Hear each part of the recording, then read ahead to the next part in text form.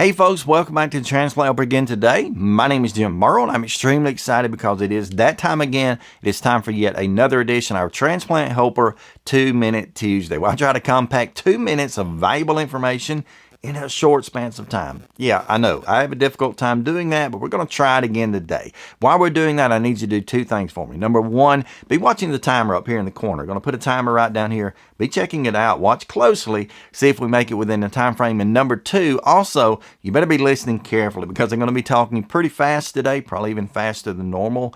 And yeah, you might miss something. But nonetheless, let's hit the timer. Let's get ready and let's go. You need a second opinion, period. I don't care who you are. I don't care how great your doctor is, how wonderful your team is, how much time they spend with you, how thorough they are, how, concise and wonderful and personal they are. You always,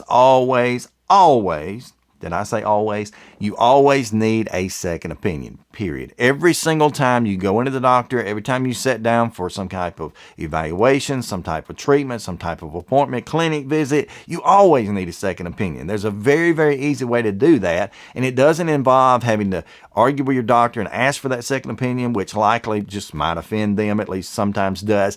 You don't have to sit down with your insurance company and try to get clearance to go to a different doctor to have some type of test repeated that maybe you've already had in the last 6 months.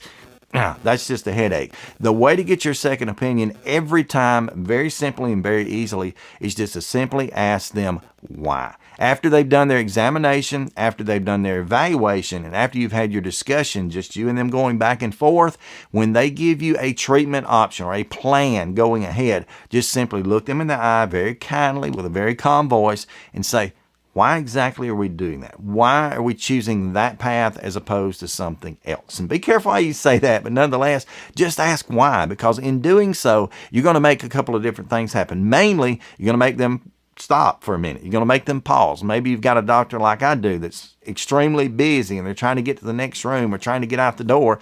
You stop them, you pause them, and they turn back and they reconsider what they have said. Maybe they just say it in a different way. Maybe they explain things better, or maybe, like I've had happen in rare occasions, they change the treatment plan altogether, because when they have time to stop and to think and to reconsider it and go back over it in their mind and vocalize it again, they might say, hey, you know what? Maybe that's not the best option. Maybe we don't need to change that medication immediately. Maybe we need to go over here and do this test first, or draw this blood work here and see if that's going to be our best plan of attack on this. And I promise you, you'll get that second opinion just by asking that simple question, why? Pose it in a nice and kind way, but ask that simple question, why? And you'll get that second opinion. You'll get better treatment, hands down, every single time. So that's been your power tip for today. Let's see if we made it. No, we didn't make it. We went a little bit over, but nonetheless, thank you.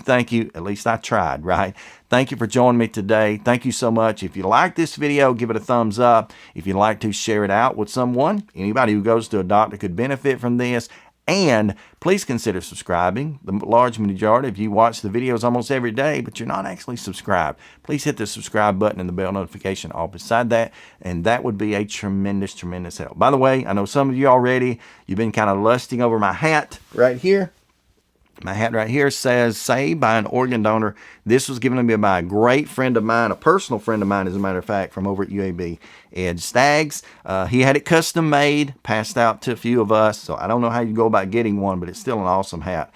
And I hadn't worn it in a while. So that's the hat, if you're asking, saved by an organ donor. It's just totally awesome, just like the man who gave it to me. Nonetheless, we went over, but if you go back, watch the video, maybe we got really close with the informational part of it. Thank you. Have a wonderful day, and please, stay stronger, friends.